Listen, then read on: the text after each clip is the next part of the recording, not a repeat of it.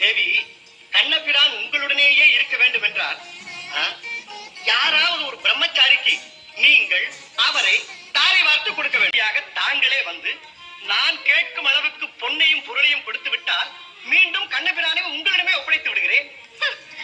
இவ்வளவுதானே? எவ்வளவு வேண்டுமானாலும் கொடுக்கிறேன். என்ன இது அதிசயமாக இருக்கிறது! எவ்வளவு பொருள்களை வைத்து விட்டேன். தட்டுகள் இன்னும் சமத்திற்கு வரவில்லையே. சகல உலகங்களையும் இந்த தட்டில் வைத்தாலும் இவருக்கு சமமாக முடியுமா? பாமா, உண்மையான அன்பிற்கும் உள்ளத்திலே ஏற்படும் பக்திக்கும் தான் அவர் அடிமையாவாரை தவிர வேறு எந்த சக்தியாலும் அவரை அடக்கவே முடியாது.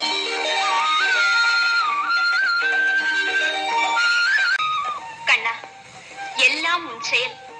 கிருஷ்ணார்ப்பணம்.